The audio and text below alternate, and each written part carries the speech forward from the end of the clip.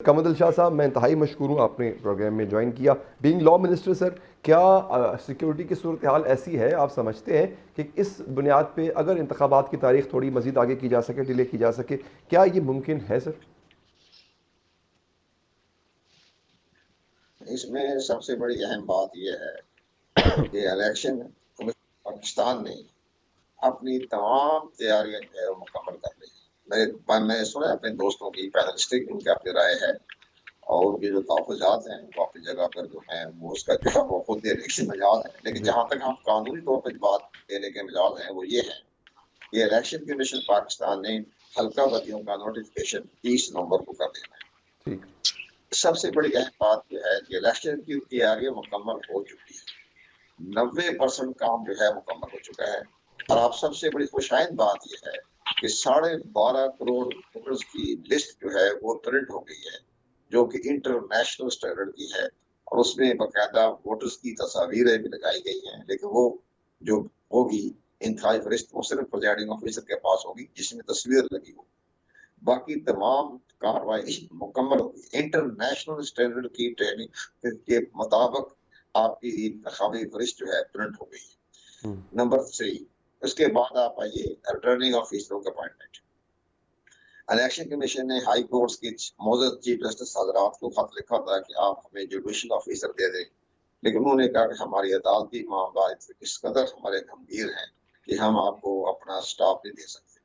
उसको देखते हुए इलेक्शन कमीशन पाकिस्तान ने 66 रिटर्निंग ऑफिसर मुख्तलिफ ब्यूरोक्रेट से लिए गए और वो ऐसा मामला है कि पहली मरतबा एक ऐसे चीफ इलेक्शन कमिश्नर हैं जो तमाम ब्यूरोक्रेट्स को इन पर्सन जानते हैं, क्योंकि मुख्तलिफ सूबों में वो रहे चीफ सेक्रेटरी और सेक्रेटरी रहे अपने डिपार्टमेंट्स में। तो उन्होंने हर एक को जो 266 रिटर्निंग ऑफिसर अपॉइंट कर रहे हैं 30 नवंबर को नोटिफिकेशन हो जाएगा, उसको उन्होंने हर एक को टेलीफोन करके कहा है कि ये एक बहुत बड़ी कौमी इमानत मैं सुपुर्द कर रहा हूँ, तो तुम्हारी तरफ से किसी किस्म की कोई शिकायत नहीं आनी चाहिए।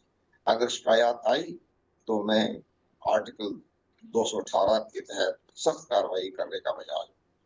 इसी तरह उन्होंने चारों चीफ सेक्रेटरीज को डस्का की रिपोर्ट जिसमें बड़े अहम फैसले किए गए थे वो सब भिजवा दी गई है कि आप इसके मुताबिक देखें, हम इसके मुताबिक ही एक्शन ले लेंगे अगर किसी हल्के में कोई गड़बड़ हुई। तो ये तो देखा, ये तमाम जमीनी हकायक हैं जो इलेक्शन कमीशन कर रहा है। अब देखें रिटर्निंग ऑफिसर को अपॉइंटमेंट भी 266 और सूबाई असम्बलीज के लिए 593 जो है उसकी लिस्ट फाइनल हो रही है और वो भी चंद दिनों में उसका भी नोटिफिकेशन हो जाएगा। जब आपके रिटर्निंग ऑफिसरों का नोटिफिकेशन हो रहा है, आपकी सबसे बड़ी अहम बात यह कि इंतखाबी फरिश्त छप गई है, प्रिंट हो गई है और साथ ही डिलिमिटेशन का हो गया है।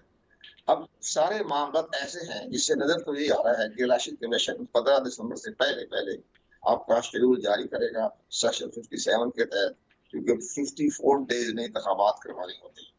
अब ये जो बाकी तो आपकी जो बातें हैं, तफजात हैं, अगर मगर, ये तो आपके चीफ जस्टिस ऑफ पाकिस्तान ने मना कर दिया है।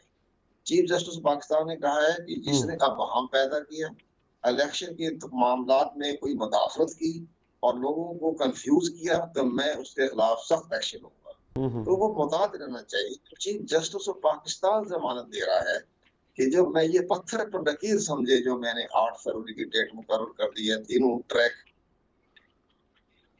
अच्छा सर, असल में ना मैं आपकी बात बिल्कुल वजह फरमा रहे हैं आप। हुआ कि आपको याद होगा 14 मई जो है वो तो अदालत का फैसला था बाकायदा तौर पे, उसको उस तक को नहीं माना गया। अब मैं ये नहीं कह रहा कि अदालतों पर से एतबार उठ गया, लेकिन सिस्टम ने एक तरह से सिस्टम अदालतों के सामने आके खड़ा हो गया पूरे का पूरा। अब सवाल मेरा ये है, अगर तो लाइन पे मौजूद है कंवर दिलशाद साहब, मुझे बताइएगा क्योंकि अगला सवाल मेरा मौजूद है। सर अर्ज़ ये है कि अगर फ़ौज दस्तियाब ना हो इलेक्शंस के लिए, तो कब भी इलेक्शंस होंगे, मतलब करवाना मुमकिन है साउंड तरीके से?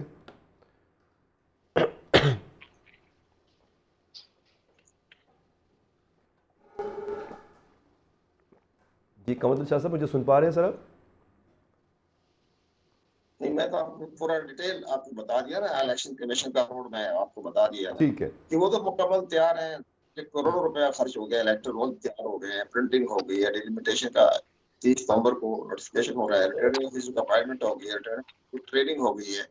ये सारी चीजें जो है होने के बावजूद भी अगर अगर मगर की वो बात करते हैं तो बड़ी हैरानी की बात है ना, क्यों आवाम को क्यों कंफ्यूजन पैदा कर रहे हैं। आवाम को मोटिवेट करें, आप इलेक्शन की तैयारी करें, मंशूर दें, अपने पार्टी की कार्यालय मीटिंग करें, अपने एग्जीक्यूटिव कमेटी की मीटिंग करें और लोग वोटर हजरात को मोटिवेट करें। सबसे बड़ी बात यह है कि वोटर हजरात, पाकिस्तान का वोटर जो है ना, वो अजीब व गरीब कैफियत का नफसियाती मरीज है। मैं साफ बात दर्ज करूँ, मैंने कई मुल्कों देखे हैं इलेक्शन होते हुए, वहाँ जनाब वोटर बड़ा बाशोर होता है। जो वोटर जो कैंडिडेट जाता है अपनी कॉन्स्टिट्यूंसी में, वो पहला सवाल ये करते हैं कि आपने हमारे लिए क्या किया। आपने जो 5 साल आप मेंबर रहे हैं सूबाई कौमी असम्बली के, पार्लियामेंट के, आपने हमारे लिए क्या काम किया।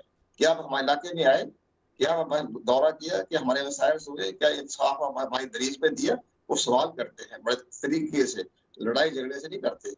हमारे यहाँ तो मुगलिया खानदान की तरफ सर झुका के इस्लाम करते हैं और सर झुका के जनाब वो दरबार में पेश हो जाते हैं। किसी से पूछा है मेंबरों से, आपने ये 1985 से लेकर 2023 तक क्या काम किया, 2018 तक क्या काम किया, आपने हमारे लिए क्या काम किया। करोड़ों रुपए आपको फंड दिए गए वफाकी हुकूमत ने, उस पर क्या आपने एक्शन लिया, कौन सी कार्रवाई हमारे लिए की। वो सवाल करेगा फिर मुझसे, नहीं करते। इसलिए तो सारे मुगलिया खानदान की तरफ को सर झुका के खड़े हो जाते हैं अपने उम्मीदवार के सामने। तो ये हमारा वोटर्स का भी फर्ज है, वोटर्स का ही फर्ज है। आपने इस तरीके से चल रहे हैं, लोगों को समझाना पड़ेगा, सवाल करें कि पूछे। बांग्लादेश में क्या सवाल किया जाता है, मैं खुद में विजिट किया बांग्लादेश का, और पहला सवाल ये करते हैं ना, वोट एक कौमी मुकद्दस है, ये एक तकद्दस है, ये शहादत है। और हम इसमें लिखा होता है कि तमाम जो आप जो जिसको आप वोट दे रहे हैं, ये कल को करप्शन में मुब्तला पाया गया तो आप इसके करप्शन में बराबर के शरीक हैं। अच्छा सर, इसमें ये सवाल किया जाता है। ये आपने बड़ी इंपॉर्टेंट शाह साहब बात की है, बहुत अहम बात है कि ये एक वोटर का शऊर, उसको डेवलप करना बहुत ज़रूरी था, जो किसी ने होने नहीं दिया या किसी ने किया नहीं। आपकी बात बिल्कुल बजा है।